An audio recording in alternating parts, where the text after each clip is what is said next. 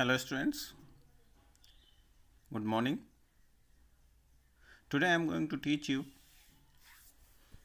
Hornbill's second chapter, We Are Not Afraid to Die If We Can All Be Together.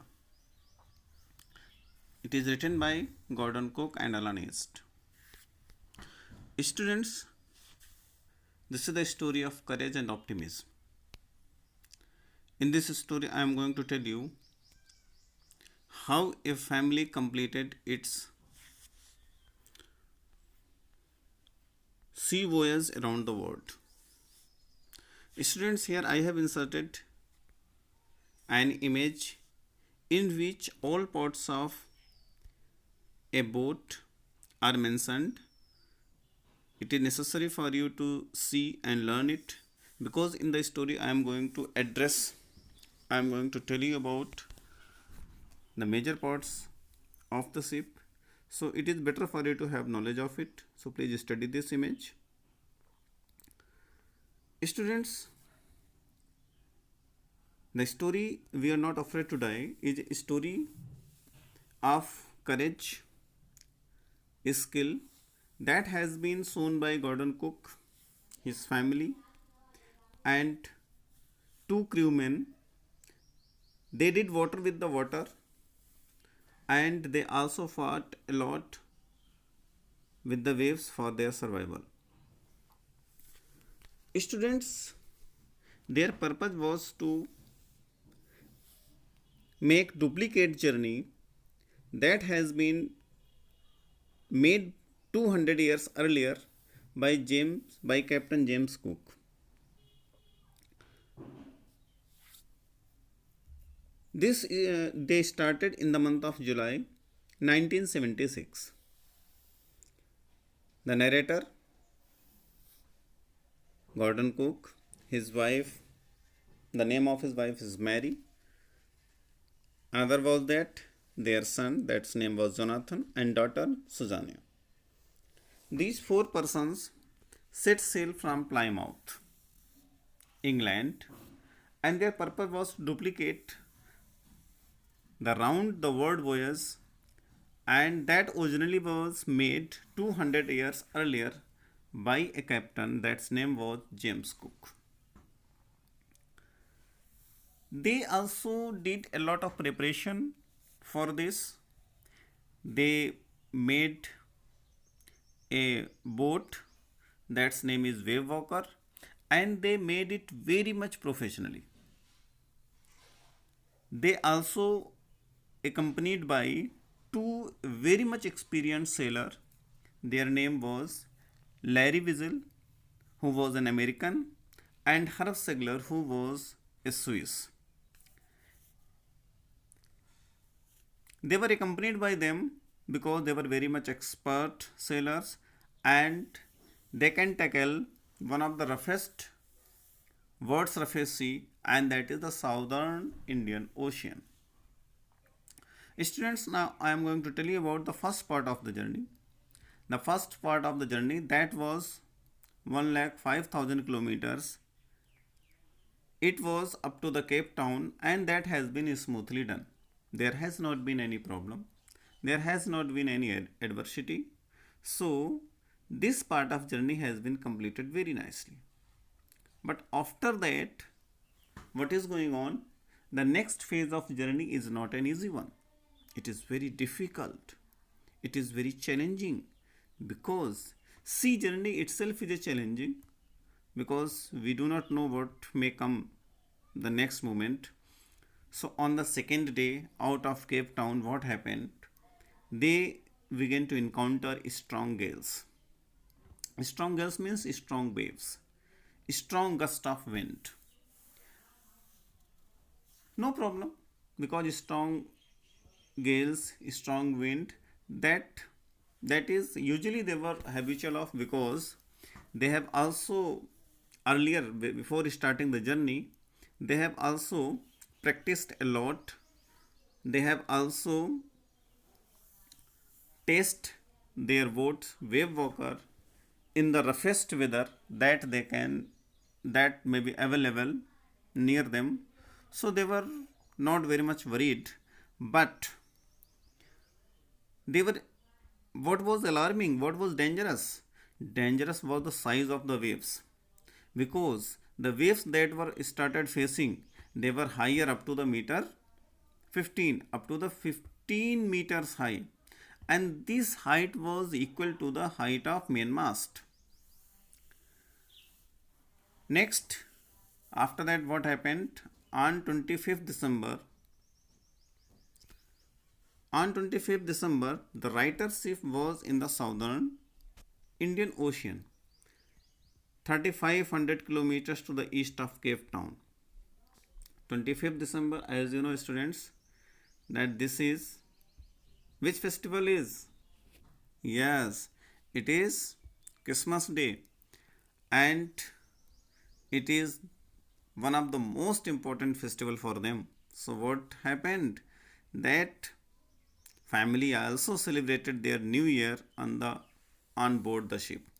After 25th December, in coming 5 6 days up to the 31st December and 1st January, these are all the days of celebration, because this is their last week and they usually used to celebrate it.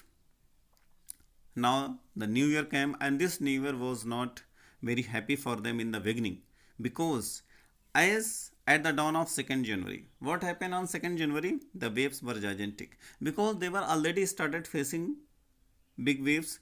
They were already started facing from 25th of December what is strong gales, but 4 or 5 6 days that has been as continuous.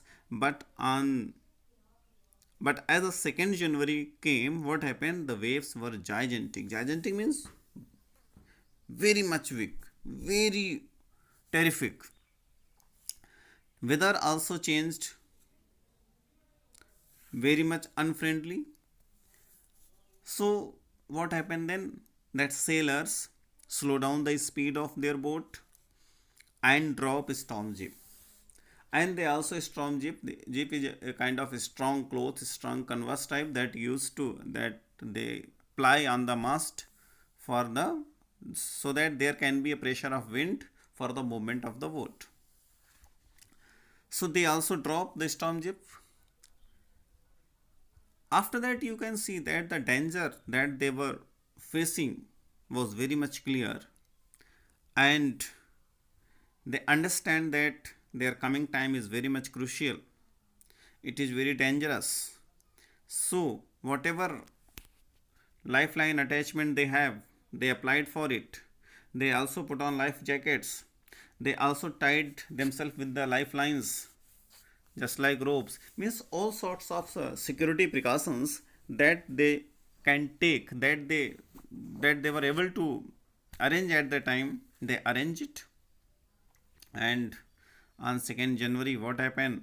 Suddenly at 6 p.m., suddenly at 6 o'clock in the evening, a tremendous explosion shook the wake popper. A very heavy, a very gigantic wave clashed with the boat wave walker, and this jerk that was created. So what happened? The author was thrown over the board.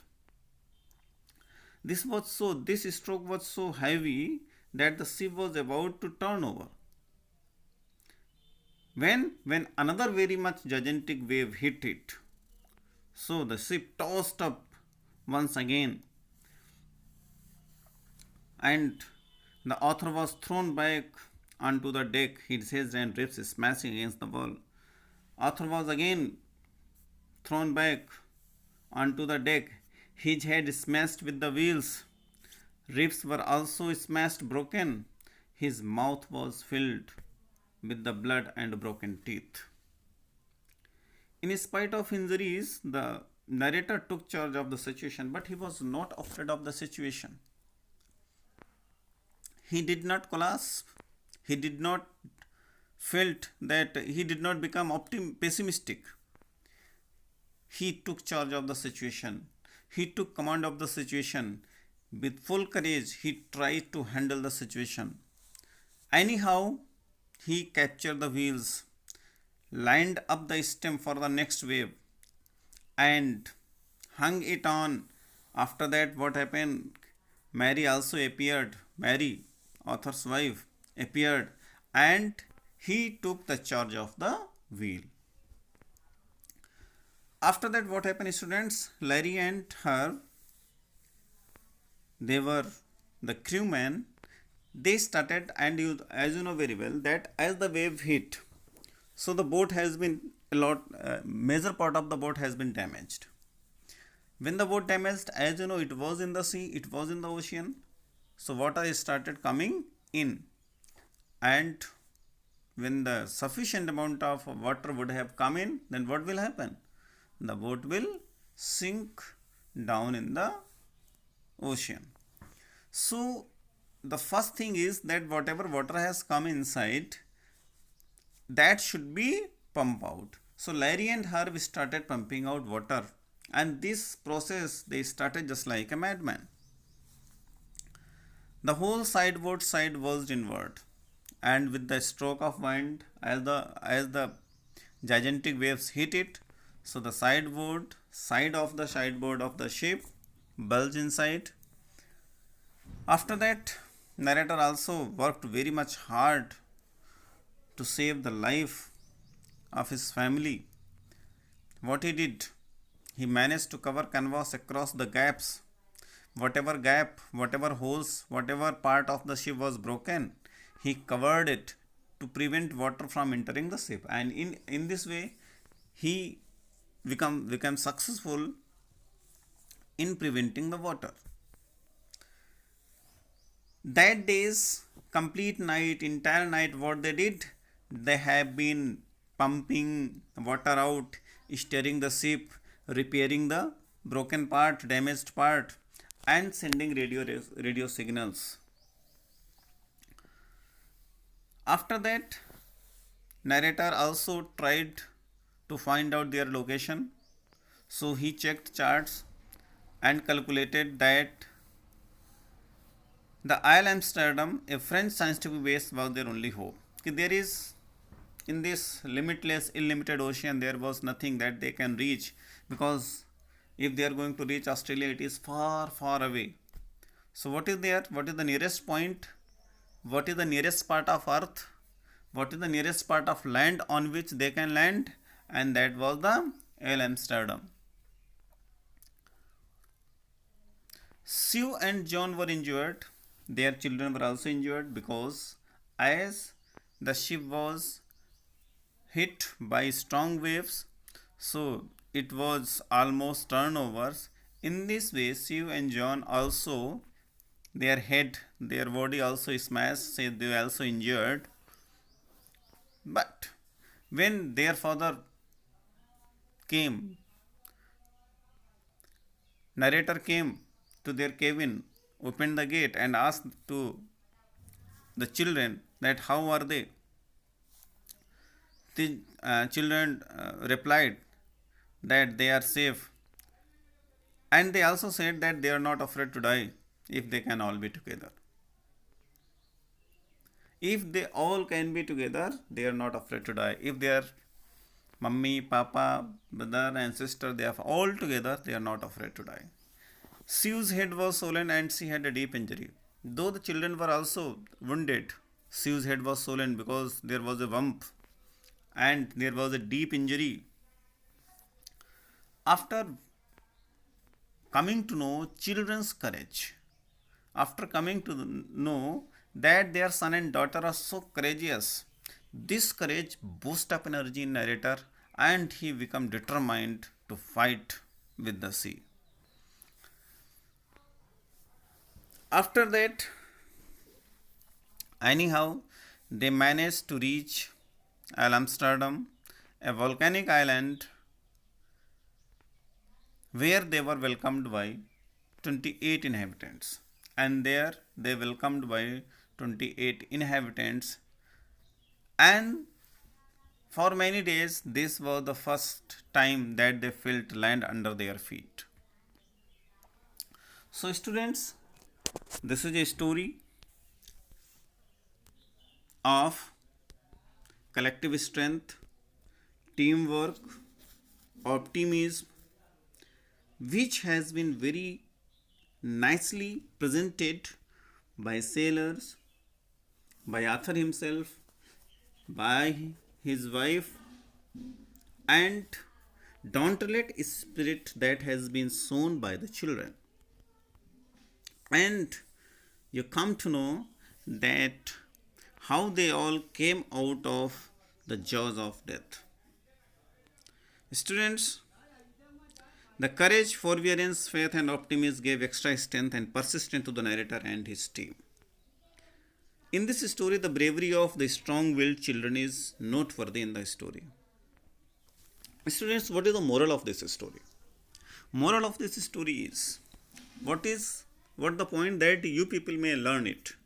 The points of learning for you are this: that if you have courage, that if you have forbearance, that if you have a skill, that if you have a dauntless spirit, nothing is impossible in this world for you. If you are determined, everything is for you. Students, the things are difficult for you, the things are impossible for you when you are weak for your attempt. If you are strong for your attempt, then everything is weak for you. Whatever coming in your way, it means you have the power to overcome it. Students, in class 9 there is a poem that is Wind. In this poem, what happens? A strong wind is enemy and friend. Enemy to the weak persons and friend to the strong ones. Challenges which are coming in your life, adverse situations which are coming in your life, if you are weak, they are your enemies. If you are strong, they are your friend. You know, students, a gust of wind is enemy to a candle. That is, a infirm flame is, weak flame is burning. If a gust of wind will come, it will blown out. But a gust of wind is a friend to the strong fire, because as the gust of wind will touch it, it will enrage more and more. So students, the situation, the conditions depends upon your capability. If you are capable, if you are stronger, then even the adverse and difficult situation will be your friend, and they will be helpful to you rather than harmful to you. So this is what the theme and this is the message of this chapter. Students, this is very necessary for you to learn. I hope the chapter is clearly understood to you. Do not forget to subscribe our channel and to press the bell icon. Thank you. Have a nice day. See you in the next video.